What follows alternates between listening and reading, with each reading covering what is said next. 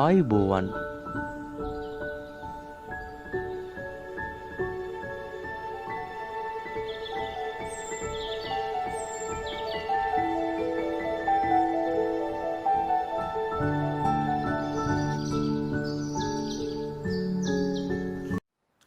ආදරණීය දුවේ පුතේ, පාංශු නිර්මාණ ක්‍රියාවලිය පිළිබඳ මීට පෙර ඔබ යම්කිසි කොටසක් ඉගෙන ගත්තා.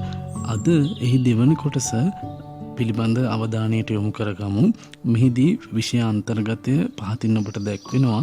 පාංශු පැතිකඩ, පාංශු සංරක්ෂණය, පාංශු ඛාදනය හා පාංශු හායනය, ශ්‍රී ලංකාවේ පාංශු වර්ගීකරණය, පාංශු සංරක්ෂණ ක්‍රම පිළිබඳ අපි අවධානයට යොමු කරගමු. අපි ප්‍රථමයෙන්ම පාංශු පැතිකඩක් යනු කුමක්දයි වටහා ගමු. අභ්‍යන්තරයට වර්ධනය වූ පසක දක්නට ලැබෙන ස්වභාවය පාංශු පැතිකඩක් ලෙස හඳුන්වන්න පුළුවන්. එය දැකගත හැක්කේ හොඳින් වර්ධනය වූ පසකයි. අභ්‍යන්තරයට කපන ලද හරස්කඩක් පරීක්ෂා කිරීමෙන් පාංශු මහල් ලක්ෂණයක් දැකගන්න පුළුවන්. මේවායේ ඇති ස්වභාවය අනුව පාංශු මහල් O, A, B, C, R ලෙස වර්ග කරන්න පුළුවන්. ආදරණීය දුවේ පුතේ, ඒ අනුව පාංශු පැතිකඩක් වෙනුවෙන් අපි හඳුන්වන්නේ අභ්‍යන්තරයට වර්ධනය වූ පසක දක්නට ලැබෙන ස්වභාවය. මේ පාංශු පැතිකඩ ප්‍රධාන කොටස් තුනක් තියෙනවා. A Mahela, B Mahela, C මහල තමයි එම ප්‍රධාන කොටස් තුන. දැන් ඔබට කෙටි කාලයක් දෙනවා මේ පාංශු පැතිකඩ මතකයේ තබා ගන්න.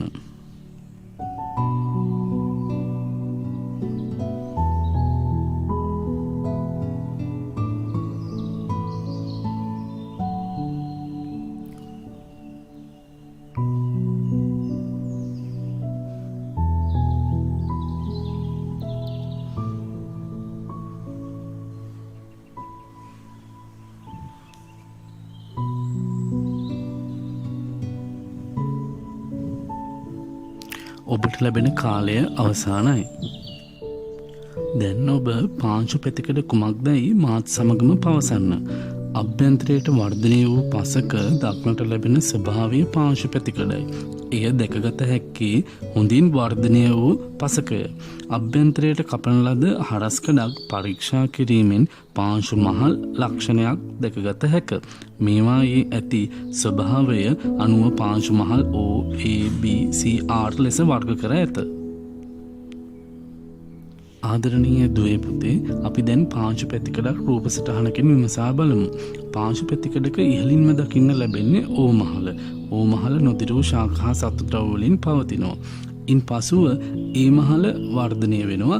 A මහල ප්‍රධාන මහලක් ලෙස තමයි අපි හඳුනා ගන්න ඕනි. ඉන් පසුව B මහලත් ප්‍රධාන මහලක්. A මහලට පහළින් තමයි B මහල ඔබට දැක ගන්න පුළුවන් වෙන්නේ. අවසානයේ ඔබ දකින්නේ C Mahela. A, B, C කියන මහල් තුන ප්‍රධාන මහල් ලෙස අපට හඳුනා ගැනීමේ හැකියාවක් තියෙනවා.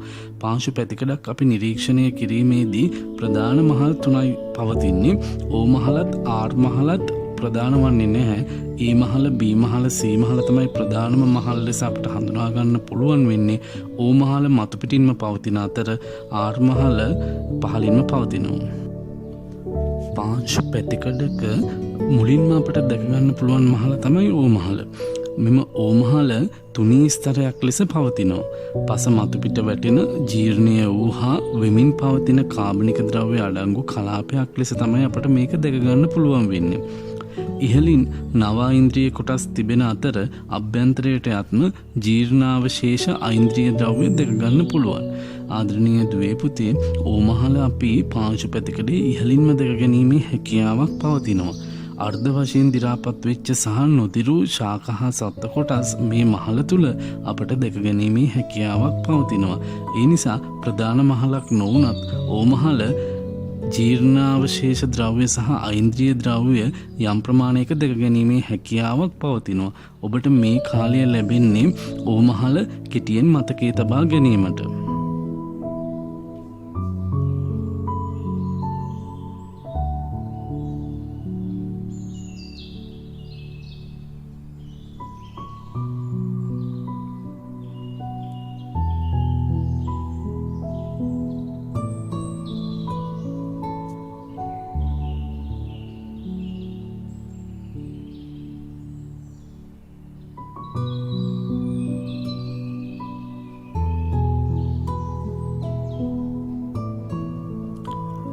ලැබෙන කාලය අවසానයි. දැන් ඔබ මතකයේ තබාගත් කරුණු මාත් සමග පවසන්න. මෙම ස්තරය තුනේ ස්තරයක් ලෙස පවතී. පස මතු පිට වැටෙන ජීර්ණය වූ හා වෙමින් පවතින කාබනික ද්‍රව්‍ය අඩංගු කලාපයක් ලෙස දැකගත හැක. ඉහලින් නව ඓන්ද්‍රීය කොටස් තිබෙන අතර අභ්‍යන්තරයට යත්ම ජීර්ණාවශේෂ ඓන්ද්‍රීය ද්‍රව්‍ය දැකගත හැක. ආදරණීය දුවේ පුතේ, දැන් අපි පාංශු පැතිකඩේ ප්‍රධානම මහලක් වන ඒ මහල පිළිබඳ අවධානය යොමු කරගමු. ඒ මහල පසේ ප්‍රධානතම මහලක් ලෙස හඳුන්වන්න පුළුවන්. එමෙන්ම මෙම මහලගත් විට මතු පිටින්ම පිහිටි මහලක්. මේ නිරන්තරයෙන්ම ඛාදනයට ලක්වෙනවා. තෙතමනයකින් යුක්ත වන ඒ මහල ඓන්ද්‍රීය කොටස් වලින් යුක්තයි. එම නිසා ඒ මහලට කළු දුමුරු වර්ණ යෙදිලා තියෙනවා. කාබනික ද්‍රව්‍ය වියෝජනයෙන් ඛනිජ ද්‍රව්‍ය පසට එකතු වීමක් සිද්ධ වෙනවා. ඒ නිසා පාංශු ජීවීන් බහුලව අපට දැක ගැනීමේ හැකියාවක් පවතිනවා. පස මතු පිටට වර්ෂණය මගින් ලැබෙන ජලය නිසා ඛනිජ පසෙන් පහළට ක්ෂරණය වීමක් සිද්ධ වෙනවා. මෙම කලාපය ක්ෂරණය වූ කලාපයක් ලෙසද හඳුන්වන්න පුළුවන්. ආදරණීය දුවේ පුතේ, මේ මහල අපි මූලික මහලක් ලෙස හඳුන්වනවා.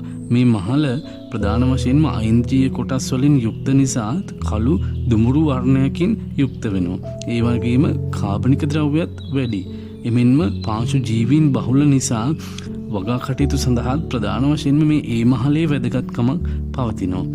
එසේනම් ඔබට කෙටි කාලයක් ලබා දෙනවා මේ ඒ මහල පිළිබඳ මතකයේ තබා ගැනීමට.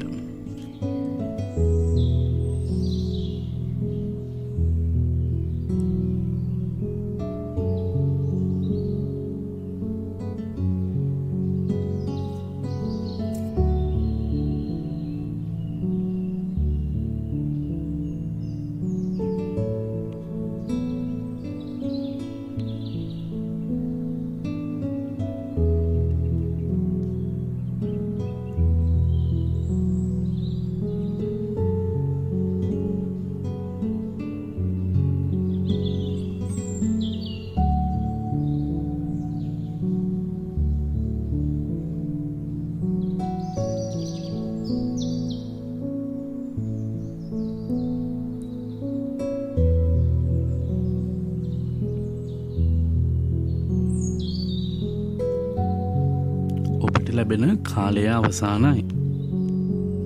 ඔබ මතකයේ තබාගත් කරුණු මාත් සමගම පවසන්න. ඒ මහල පසේ ප්‍රධානතම මහලක් ලෙස දැක්විය හැක. එමෙන්ම මෙම මහල ගත් විට මතු පිටින්ම පිහිටයි. මෙය නිරන්තරයෙන් ඛාදනයට ලක්වේ. තෙතමනයකින් යුක්ත වන ඒ මහල ඓන්ද්‍රීය කොටස් වලින් යුක්ත වේ. එම නිසා ඒ මහලට කළු දුමුරු වර්ණ යෙදී ඇත.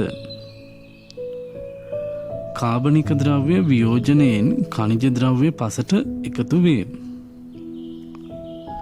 පාංශු ජීවීන් බහුලය. පස මතු පිටට වර්ෂණය මගින් ලැබෙන ජලය නිසා ඛනිජ පසෙන් පහළට ක්ෂරණය වේ. මෙම කලාපයේ ක්ෂරණය වූ කලාපයක් ලෙස හැඳින්වේ.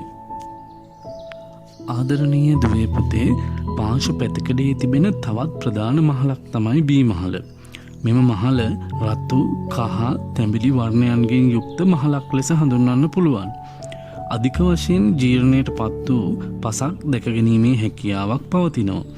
මෙම මහල පෝෂ්‍ය පදාර්ථ වලින් යුක්ත මූලද්‍රව්‍ය බහුලව ඇති මහලක්. එසේ වන්නේ ඒ මහලේ ඇති මූලද්‍රව්‍ය ජලය සමග ශ්‍රණය වී බී මහලේ තැන්පත් වීමෙන්. මේ නිසා පෝෂිත කලාපයක් ලෙසද මේ බී මහල හඳුන්වන්න පුළුවන්. යකඩ, ඇලුමිනියම් වැනි ඛනිජ වර්ගද මෙම මහලේ දැක ගන්න පුළුවන්. ආදරණීය දුවේ පුතේ, අපි බී මහලත් ප්‍රධාන මහලක් වන අතර ඒ මහලට වඩා බී මහලේ යම් විනාශකම් කීපයක් දැක ගන්න පුළුවන්. රතු කහ තැඹිලි වර්ණයකින් යුක්ත වීම, ඒ වගේම මූලද්‍රව්‍ය ජලය ශ්‍රණය වෙලා තැන්පත් වීම, ඒ වගේම යකඩ, ඇලුමිනියම් වැනි ඛනිජ වර්ග තැන්පත් වී පැවතීම මේ බී මහලේ විශේෂ ලක්ෂණ. මේ නිසා අපි දැන් ඔබට ලැබෙන කෙටි කාලය මේ බී මහල මතකයේ තබා ගැනීමට යොදා ගන්න.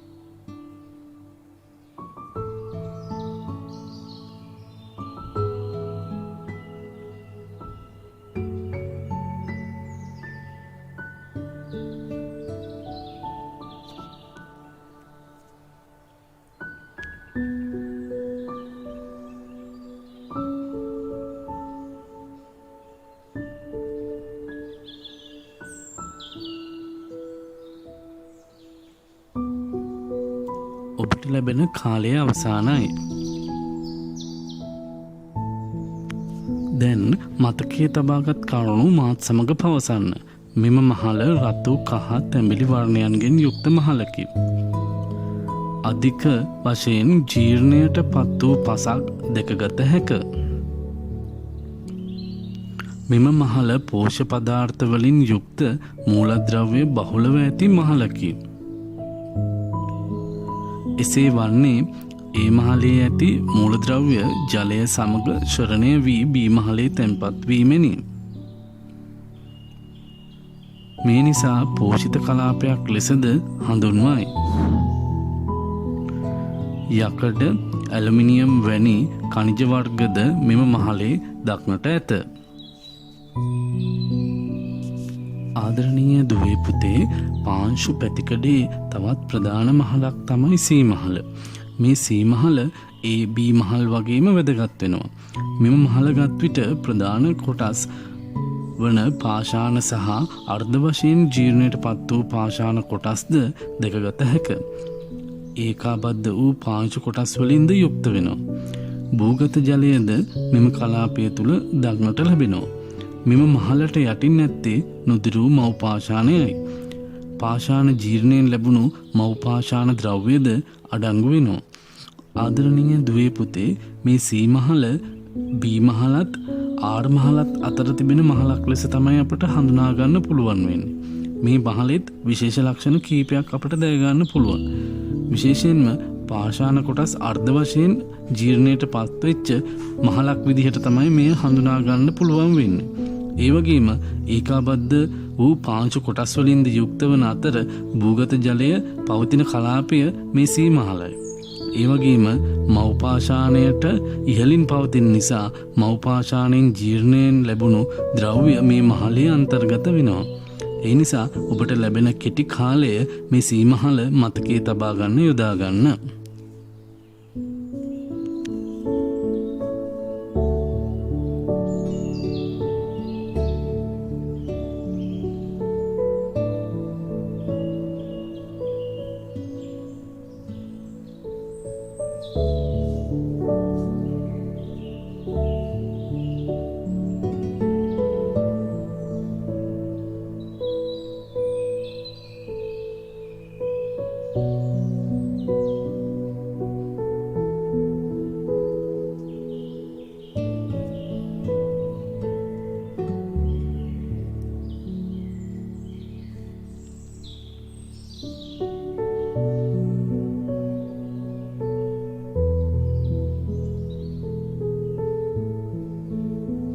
ඔබට ලැබෙන කාලය අවසానයි.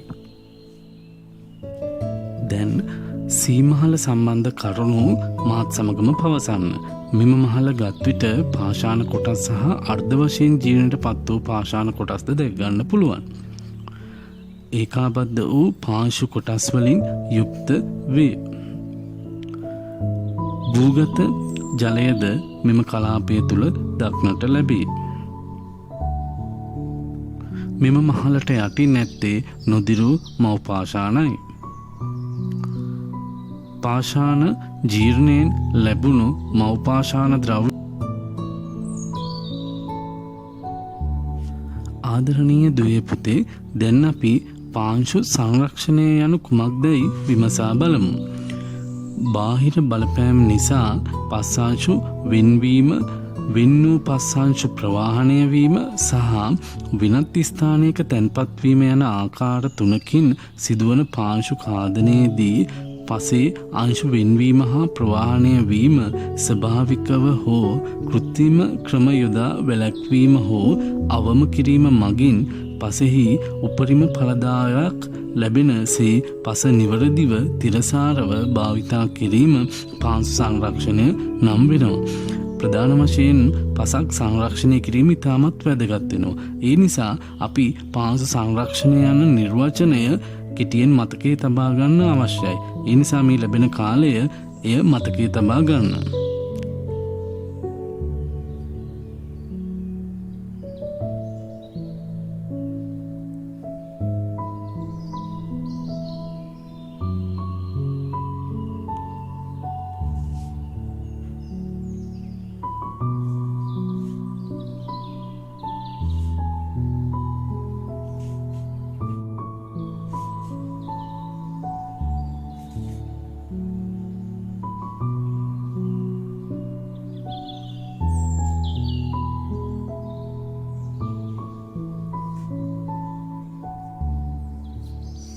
ඔබට ලැබෙන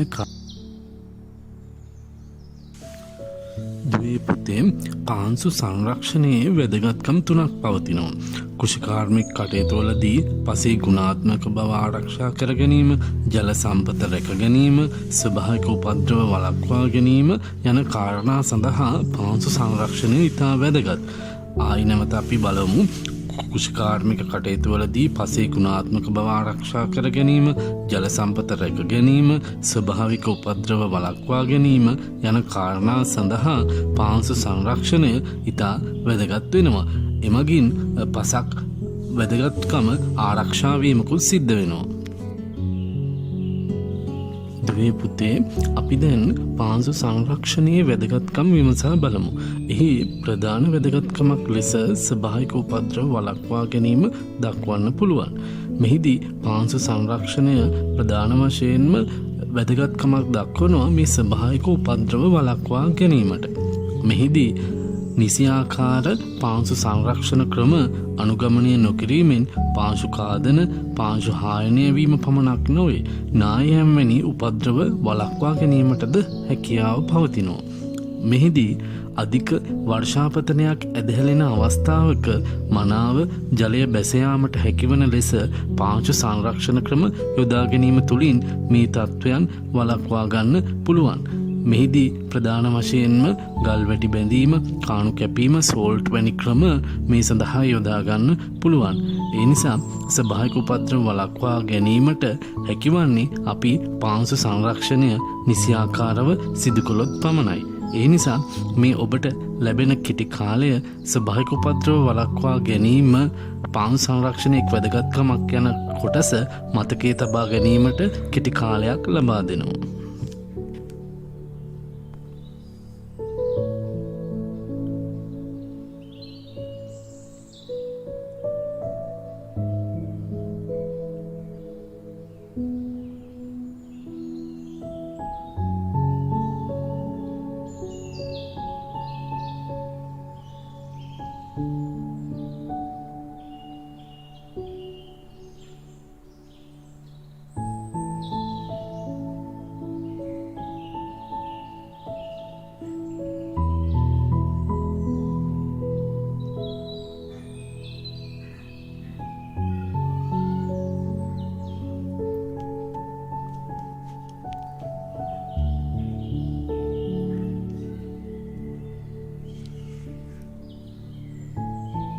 ඔබට ලැබෙන කාලය අවසానයි. පාංශු සංරක්ෂණයේ තවත් ප්‍රධාන වැදගත්කමක් ලෙස කුෂිකාර්මික කටයුතුවලදී පසේ ගුණාත්මක බව ආරක්ෂා කර ගැනීම දක්වන්න පුළුවන්. ආදරණීය දුවේ පුතේ මේ පාංශු සංරක්ෂණයේ ප්‍රධාන වශයෙන්ම මේ කුෂිකාර්මික කටයුතුවලදී වැදගත් වෙනවා. ඒකට හේතුව පසේ ගුණාත්මක බව ආරක්ෂා කර ගැනීමට. කුෂිකර්මාන්තයේ දීර්ඝ කාලයක් යෙදී සිටීමට නම් පසේ ගුණාත්මක බව රැකගන්න ඕනි. පසේ ආයින්ද්‍රිය ද්‍රව්‍ය ප්‍රමාණය, පාංශු ජලය ආදිය මනාව පැවතීමෙන් කුෂිකර්මාන්තයට හිතකර පසක් නිර්මාණය කරගන්න පුළුවන්. එමගින් වැඩි ඵලදායකත්වද ලබා ගන්න පුළුවන්. මේ සඳහා පාංශු සංරක්ෂණ ක්‍රම අනුගමනය කිරීම තුළින් කුෂිකර්මාන්තයේදී ගුණාත්මක පසක් ලබාගත හැකිය. ගල් වැටි බැඳීම, සමෝච්ච රේඛානුව වගා කිරීම, සෝල්ට් ක්‍රමය ආදී ක්‍රම භාවිතා කිරීම මගින් පසේ ගුණාත්මක බව ආරක්ෂා කරගන්න පුළුවන්. ආදරණීය දුවේ පුතේ, ඔබට කෙටි කාලයක් ලැබෙනවා කුෂිකාර්මික කටයුතුවදී පසේ ගුණාත්මක බව ආරක්ෂා කර ගැනීමට හැකිවීම පාංශු සංරක්ෂණයේ වැදගත්කමක් ලෙස මතකයේ තබා ගැනීමට.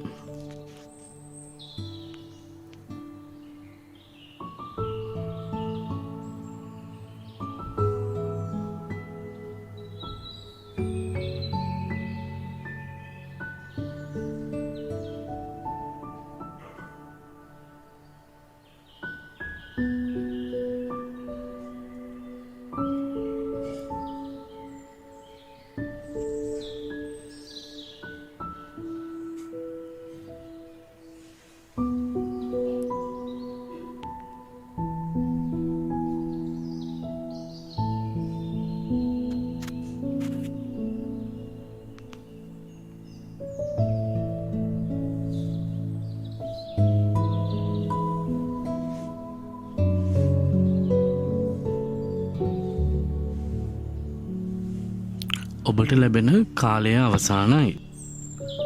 ආදරණීය දුවේ පුතේ, පාංශු සංරක්ෂණයේ තවත් වැදගත්කමක් ලෙස ජල සම්පත රැක ගැනීම අපට දක්වන්න පුළුවන්. පසක් සංරක්ෂණය කළ විට පසේ පවතින ජලයද රැක ගැනීමට හැකියාවක් ලැබෙනවා. ජල සම්පත රැක ගැනීම තුළින් පාංශු සංරක්ෂණය වගේම මනා කුෂිකාර්මික කටයුතු සිදු කරන්න පුළුවන්. මේ නිසා පසේ ඇති ජලය කුෂිකර්මාන්තයට හා නොයෙකුත් ජෛවීය ක්‍රියා සඳහා වැදගත් වෙනවා. දුර්වල ජල වහනයක් පැවතීමෙන් පසේ ගුණාත්මක බවට හානි වෙන්න පුළුවන්. ඒ වගේම මනා ජල වහනයක් පැවතීම තුළින් පසේ ගුණාත්මක බව ආරක්ෂා වීමක් සිද්ධ වෙනවා. ඒ නිසා පස තුල ජල සම්පත රැක ගැනීම ප්‍රධාන වශයෙන්ම මේ පාංශු සංරක්ෂණ ක්‍රම මගින් සිද්ධ කරන්න ඕනේ. ඒ නිසා සෝල්ට් ක්‍රමය, සමෝච්ච රේඛානුව වගා කිරීම, තීරු ක්‍රමය වැනි පාංශු සංරක්ෂණ ක්‍රම මගින් ජල සම්පත රැක ගැනීමේ හැකියාවක් පවතිනවා. දැන් ඔබට කෙටි කාල සීමාවක් ලබා දෙනවා පාංශු සංරක්ෂණයේ ප්‍රධාන ක්‍රමයක් ලෙස, වැදගත්කමක් ලෙස ජල සම්පත කෙසේ දායක වෙන්නේද යන්න මතකයේ තබා ගන්න.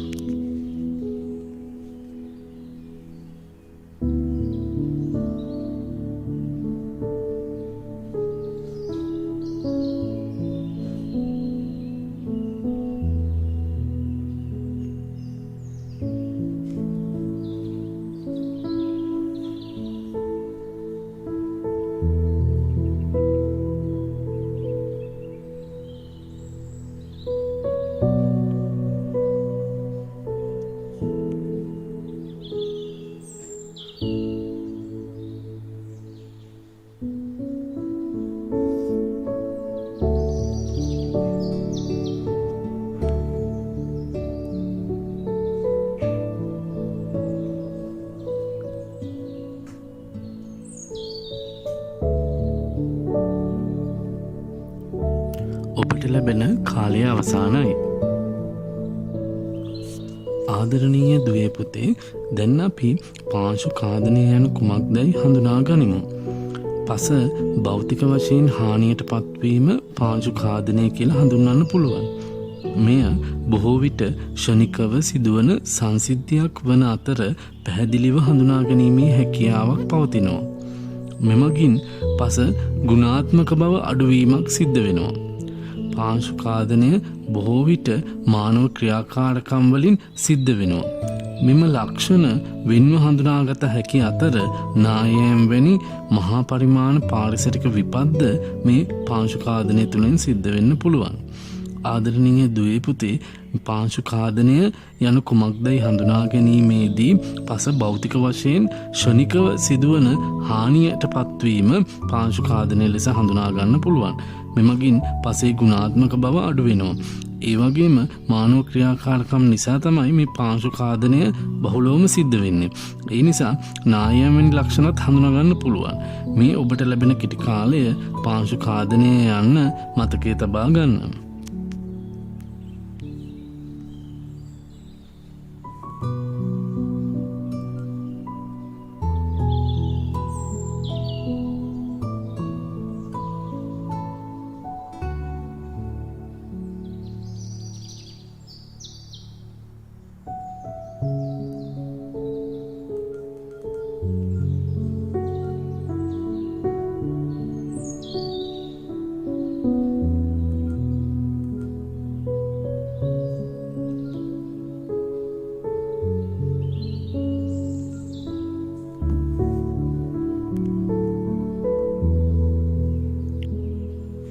දුවේ පුතේ, දැන් අපි පාංශු හායනය යනු කුමක්දයි හඳුනා ගනිමු.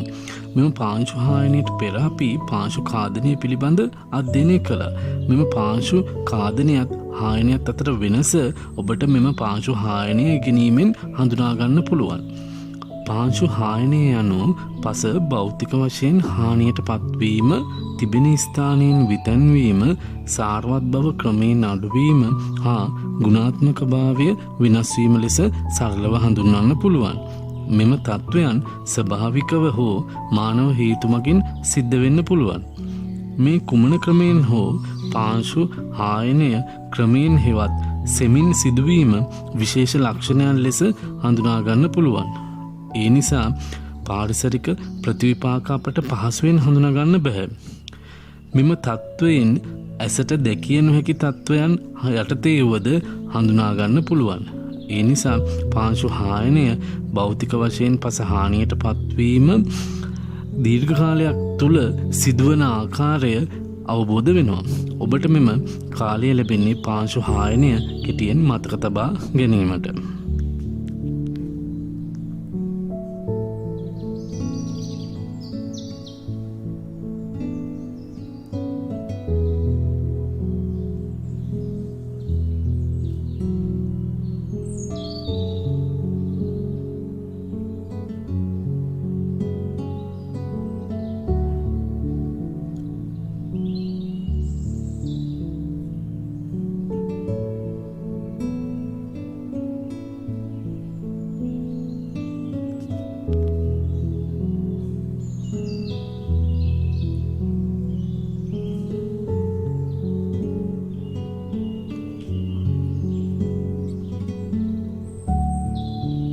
ඔබට ලැබෙන කාලය අවසానයි. ආදරණීය දුවේ පුතේ, දැන් අපි ශ්‍රී ලංකාවේ පාංශු වර්ගීකරණය පිළිබඳ අවධානය යොමු කරමු. ශ්‍රී ලංකාවේ විවිධ ප්‍රදේශවල විවිධාකාර වූ පාංශු පැතිරලා තියෙනවා. වියලි කලාපය, තෙත් කලාපය, අර්ධ ශුෂ්ක කලාපවල මෙන්ම යාපන අර්ධද්වීපයේද විවිධාකාර පාංශු ගණ පැතිර පවතිනවා. ශ්‍රී ලංකාවේ මුලින්ම පස් පිළිබඳ අධ්‍යයනයක් කරන ලද්දේ 1935 දී ආචාර්ය ජෝකීම් විසින්. ඔහු විසින් විවිධ ප්‍රදේශවල කරන ලද පර්යේෂණ පසුව පාංශු ගණ 7ක් පමණ හඳුන්වලා තිනවා. මින් පසුව 1961 දී පේරාදෙණිය විශ්වවිද්‍යාලයේ ආචාර්ය පානබුක්කේ විසින් නව පාංශු වර්ගීකරණයක් ඉදිරිපත් කළා. මෙම වර්ගීකරණය ඉදිරිපත් කිරීමට මුවම නැමැත්තා සහාය වුණා. එබැවින් මෙම පාංශු වර්ගීකරණය පානබුක්කේ මුවමන් වර්ගීකරණය කියලා හඳුන්වනවා. දැනට පාංශු ගණ 14ක් පවතිනවා. මෙම ඉරි ඇඳි කොටස් ඔබ මතකයේ තබා ගන්න. දුවේ පුතේ, දැන් අපි ශ්‍රී ලංකාවේ පාංශු වර්ගීකරණය පිළිබඳ අවධානය යොමු කරගමු. ශ්‍රී ලංකාවේ පාංශු වර්ගීකරණය අනුව ප්‍රධාන පාංශු වර්ග 14ක් පවතින බව ඔබ ඉගෙන ගත්තා. ඒවා රතු දුඹුරු පස, චූර්ණමය නොවු දුඹුරු පස, රතු කහ පොඩ් සොලික් පස, රතු කහ ලැට සොලික් පස, රතු දුඹුරු ලැට සොලික් පස, පරිණත නොවු දුඹුරු ලෝම පස, වික්ෂාරිත සොලෙනෙට්ස් පස, ග්‍රමසෝල් පස, රිකුසෝල් පස, වගුරු හා අර්ග වගුරු පස, දුර්වල ජලවාහන දියලු පස රින්සිනා පස තනපිට්ටනි පොඩ්සොලික් පස යනාදී ලෙස වර්ග කරලා දක්වන්න පුළුවන්. මෙම පාංශු ගණ තෙත් කලාපය වියලි කලාපය හා තෙත් හා වියලි කලාප දෙකටම පොදු පාංශු වර්ග ලෙස හඳුනා ගන්න පුළුවන්. ආදරණීය දුවේ පුතේ, දැන් අපි ශ්‍රී ලංකා සිතියමක් ඇසුරෙන් පාංශු කලාප හඳුනා ගමු. වියලි කලාපයේ බහුලවම දක්නට ලැබෙන පස රතු දුඹුරු පස ලෙස හඳුනා ගන්න පුළුවන්. එය අනුරාධපුර, පොළොන්නරුව වැනි දිස්ත්‍රික්කවල දකින්න පුළුවන්. ඒ වගේම තෙත් කලාපයේ බහුලවම දකින්න පුළුවන් පසක් ලෙස රතු කහ පොඩ්සොලික් පස හඳුනා ගන්න පුළුවන්. රත්නපුර, නුවරඑළිය වැනි දිස්ත්‍රික්කවල මෙම පස බහුලවම දැක ගැනීමේ හැකියාව පවතිනවා. ඒ වගේම තෙත් හා වියලි කලාප දෙකටම පොදු පසක් ලෙස දියලු පස හඳුනා ගන්න පුළුවන්. ගංගා පිටාරතනි ප්‍රදේශවල දැක ගැනීමේ හැකියාව පවතිනවා. ඒ වගේම තෙත් කලාපයේ මධ්‍යකඳුකර ප්‍රදේශ ආශ්‍රිතව රතු දුඹුරු ලැටසොලික් පස දැක ගන්න පුළුවන්. මාතලේ මහනුවර ප්‍රදේශ මෙහිදී කැපී පෙනෙනවා. ඒ වගේම චූර්ණමය නොවු දුඹුරු පසත් ප්‍රධාන වශයෙන් අපට වියලි කලාපයේ මඩ කලපුව අම්පාර ආශ්‍රිත ප්‍රදේශවල දැක ගන්න පුළුවන්. ඒ වගේම විරලබඩ ප්‍රදේශ ආශ්‍රිතව රිගසෝල් පස ව්‍යාප්ත වෙලා තියෙනවා. ඒ වගේම පුත්තලමේ සිට මන්නාරම් දූපත් ආශ්‍රිත ශ්‍රී ලංකා විරලබඩ ප්‍රදේශය තුළ රතු කහ ලැටසෝල් පස හඳුනා ගන්න පුළුවන්.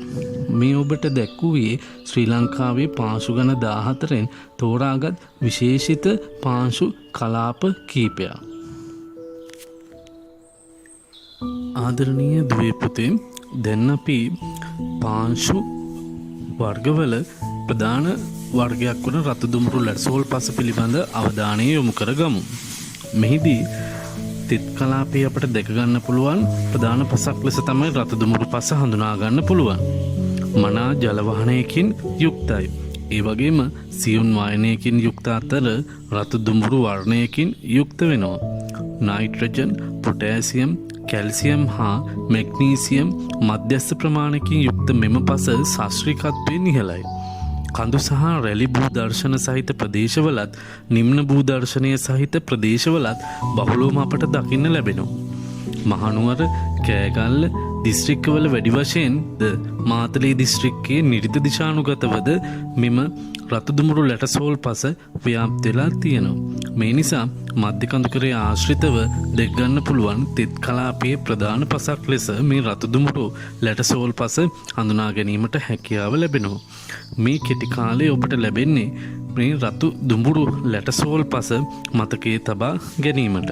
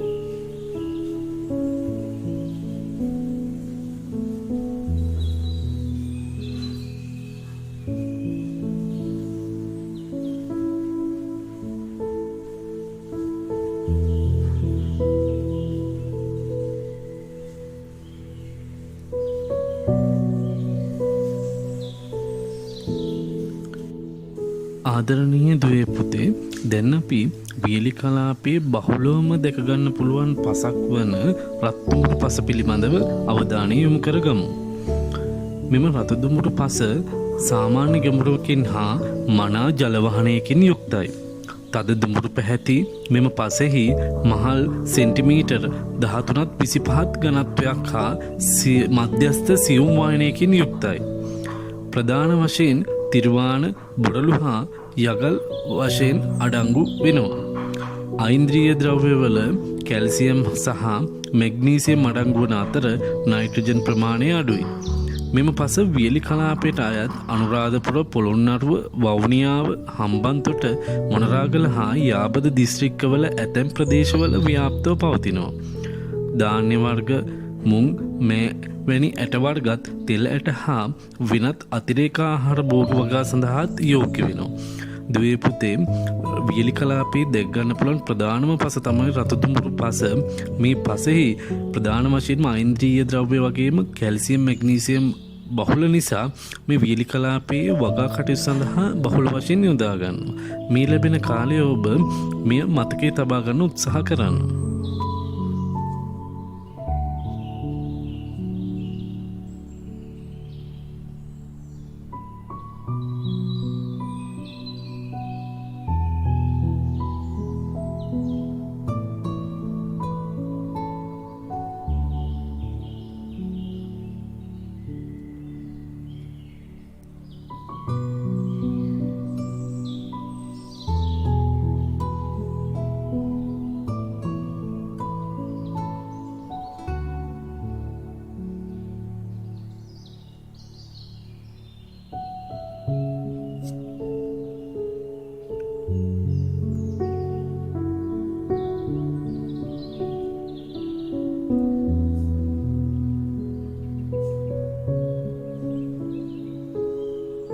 ඔබට ලැබෙන කාලය අවසාන. දුවේ පුතේ තෙත් හා වියලි කලාප දෙකේම දැකගන්න පුළුවන් පසක් ලෙස දියලු පස හඳුන්වන්න පුළුවන්. මෙම දියලු පස ජලය මගින් නිර්මාණය වූ නිදිසාදිත පසක් ලෙස තමයි හඳුනා ගැනීමට හැකි වෙන්නේ. මනා ජලවහන තත්වයේ සිට දුර්වල ජලවහනය තෙක් වෙනස් වෙන්න පුළුවන්. පසේ වයනය වැලිමය මැටි ස්වභාවයක් ගන්නවා. ගංගා ආශ්‍රිත භූමිවලද පිටාර්ථනිවලද ව්‍යාප්තව පවතිනවා. වී වගාව සඳහා ඉතා යෝග්‍ය මෙම පස එළවලු වගාව සඳහා යොදා ගන්න පුළුවන්. ශ්‍රී ලංකාවේ දැක්ගන්න පුළුවන් ගංගා ද්‍රෝණි 103 ආශ්‍රිතව මෙම දියලු පස දැකගැනීමේ හැකියාව පවතිනවා. ගංගා පිටාර ගිය පසු රැගෙන එන බහරය මේ දියලු තැන්නේ තැන්පත් වීමෙන් පසු කාලීනව මෙම දියලු පස නිර්මාණය වීම සිද්ධ වෙනවා.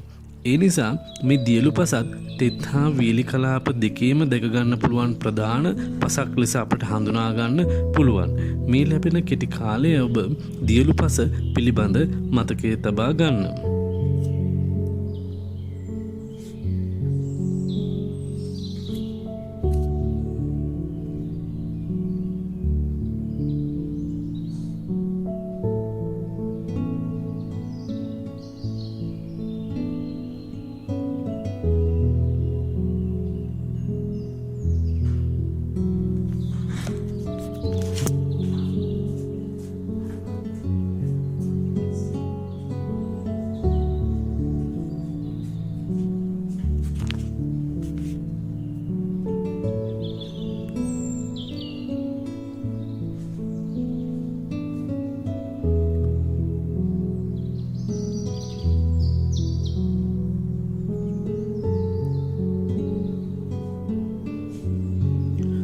ලැබෙන කාලය අවසානයි. ආදරණීය දුවේ පුතේ දැන් අපි ශ්‍රී ලංකාවේ පාංශු සංරක්ෂණ ක්‍රම පිළිබඳ අවධානය යොමු කරගමු. ශ්‍රී ලංකාවේ පස සංරක්ෂණය කර ගැනීම සඳහා විවිධ සංරක්ෂණ ක්‍රම භාවිතා කරනවා. ඒ අතර සමෝච්ච රේඛා අණුව භෝග වගා කිරීම, හිල්මලු ක්‍රමය අනුගමනය කිරීම, තීරු ක්‍රමය, සෝල්ට් ක්‍රමය, බෑවුම්වල ජලවහන පහසුකම් වැඩි දියුණු කිරීම, පාංශු ඛාදනය වැළැක්වීමේ ඉංජිනේරු විද්‍යාත්මක ක්‍රම අනුගමනය කිරීම, ඉපනෙලි ඉදිරි කිරීම, භෝග මාරුව යන පාංශු සංරක්ෂණ ක්‍රම මෙහිදී වැදගත් වෙනවා. මේවා ප්‍රධාන වශයෙන්ම යොදාගන්නේ කුෂ්කර්මාන්තය සඳහා යෝග්‍ය පසක් වගේම මනා ජලවහනයක් පස තුළ තබා ගැනීමටත් ඒ වගේම පාංශු හායන පාංශු ඛාදන තත්ත්වයන් වළක්වා ගන්න. මේ නිසා පාංශු සංරක්ෂණ ක්‍රම රැසක් මේ කියන ආපදා තත්ත්වයන් වළක්වා ගන්න යොදා ගන්න. මේ ලැබෙන කෙටි කාලය ඔබ ශ්‍රී ලංකාවේ පාංශු සංරක්ෂණ ක්‍රම මතකයේ තබා ගන්න.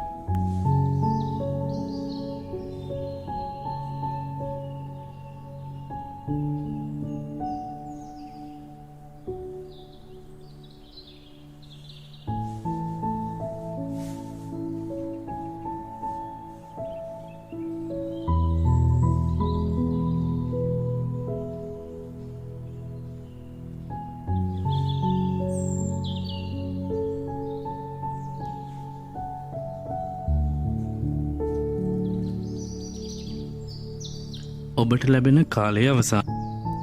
ආදරණීය දුවේ පුතේ, දැන් අපි පාංශු සංරක්ෂණ ක්‍රම වර්ග කීපයකට බෙදා දක්වමු. මෙහිදී යාන්ත්‍රික ක්‍රමය යටතේ සමෝච්ච රේඛා අණුව කාණු කැපීම, හිල්මලු ක්‍රමය, ගල් වැටි බැඳීම දක්වන්න පුළුවන්.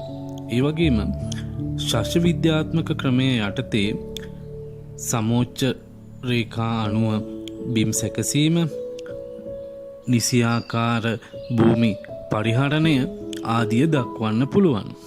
ඒ වගේම ජීව විද්‍යාත්මක ක්‍රමය යටතේ සෝල් ක්‍රමය, තීරු වගාව, ඒ වගේම ආවරණ භෝග වගාව ආදිය දක්වන්න පුළුවන්.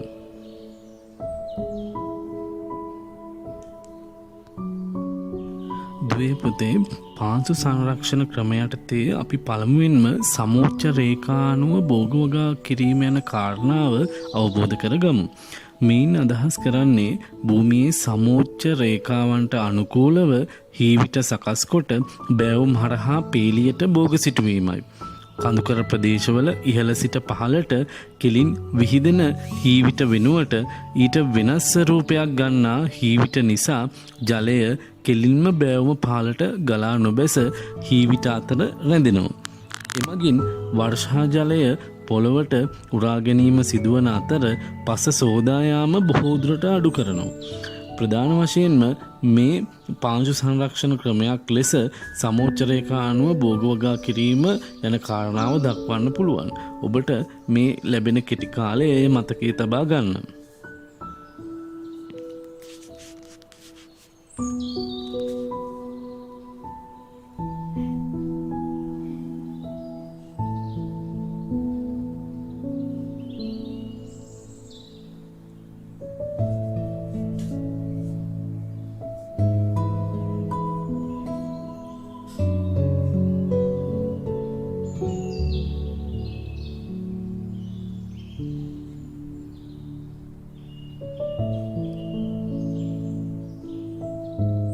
ඔබට ලැබෙන කාලය අවසానයි.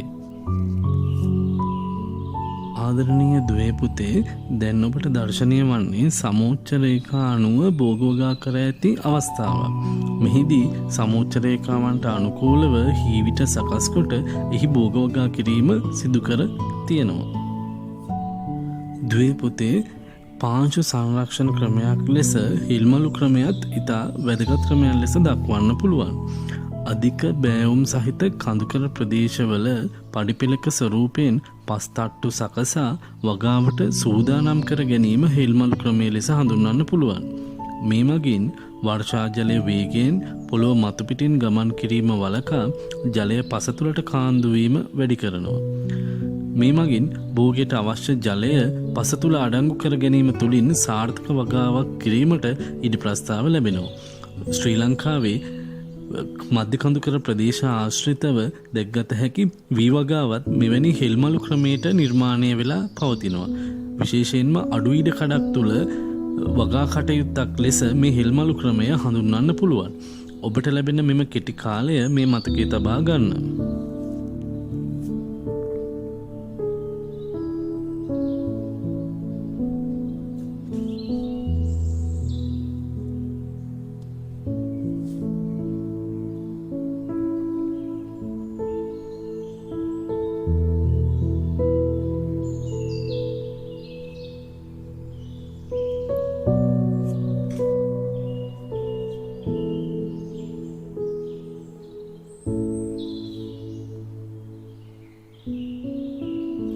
ඔබට ලැබෙන දුවේ පුතේ, දැන් ඔබට දර්ශනය වන්නේ හිල්මලු ක්‍රමය අනුව වගා කර ඇති වගා බිමක්. මෙහිදී සමෝච්ච රේඛාවන්ට වගේම හිල්මලු ක්‍රමය ඔබට දැකගන්න පුළුවන් පඩිපෙළක ආකාරයෙන් දිස් වෙනවා. දුවේ පුතේ, පසක් සංරක්ෂණය කරගන්න පුළුවන් තවත් ක්‍රමයක් ලෙස සෝල් ක්‍රමය දක්වන්න පුළුවන්. මේ ජීව විද්‍යාත්මක ක්‍රමවේදයක් ලෙසද හඳුනා ගන්න පුළුවන්. මෙම ක්‍රමය ශාස්ත්‍ර විද්‍යාත්මකව පස රැකදෙන වැඩි දියුණු කරගත හැකි පාංශු සංරක්ෂණ ක්‍රමයක් ලෙස හඳුන්වන්න පුළුවන්. බෑවුම් ප්‍රදේශවල කෘෂි ඉඩම්වලට වඩාත් යෝග්‍ය හා ඵලදායී පාංශු සංරක්ෂණ ක්‍රමයක් ලෙස මේක භාවිතයට ගන්නවා. බෑවුම් ඉඩම්වල සමෝච්ච රේඛා ආකාරයට කැපූ කුට්ටි කාණු වෙනුවට වායුගෝලීය නයිට්‍රජන් වායුව තිර කරගන්න පුළුවන් ගස් වර්ග සමෝච්ච ආකාරයට ඉතා ආසන්නයේ දිත්ව පේලි ලෙස සිටුවීම මෙහිදී සිදු වෙනවා. මෙම පේලි දෙකක් අතර දුර භූමියේ බෑවුම පසෙහි භෞතික ගුණාංග යනාදිය තීරු අතර යොදන භෝගය අනුව තීරණය වෙනවා. ඒ නිසා ඔබට මේ ලැබෙන කෙටි කාලය මේ සෝල්ට් ක්‍රමය මතකයේ තබා ගන්න.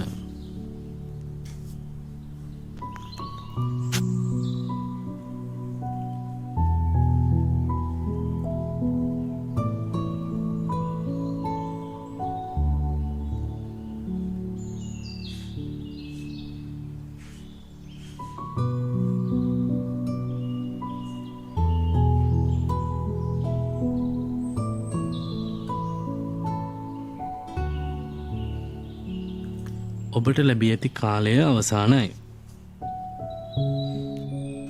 ආදරණීය දුවේ පුතේ, පාංශු සංරක්ෂණ ක්‍රමයක් ලෙස භෝග මාරුව හඳුනා ගන්න පුළුවන්.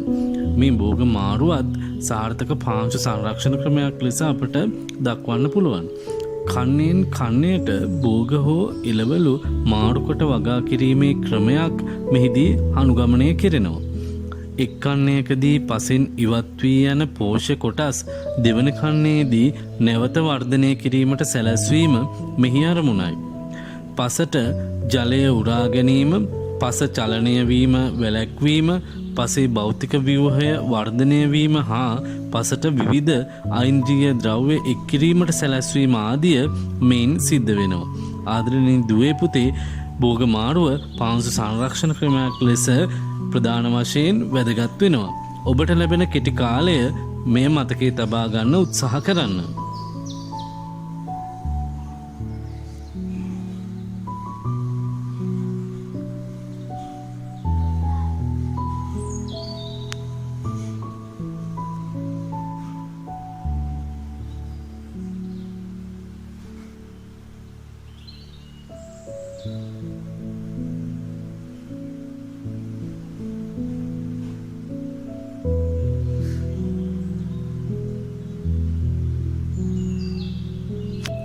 ඔබට ලැබෙන කාලය අවසానයි. ආදරණීය දුවේ පුතේ, දැන් ඔබට දර්ශනය වන්නේද විවිධ පාංශු සංරක්ෂණ ක්‍රම කිහිපයක්. ඒවත් මතකයේ තබා ගන්න. මෙම ඒකකය තුලින් ඔබ පාංශු පැතිකඩ, පාංශු හායනය, පාංශු කාදනය, පාංශු සංරක්ෂණ ක්‍රම පිළිබඳ අවබෝධය ලබා ගත්තා. ඒ නිසා ඒවා මතකයේ තබා ගන්න. ආදරණීය දුවේ පුතේ, මෙතනින් පාඩම අවසන් වෙනවා. මෙතෙක් වෙලා රැඳී සිටි ඔබ සැමට ස්තුතියි.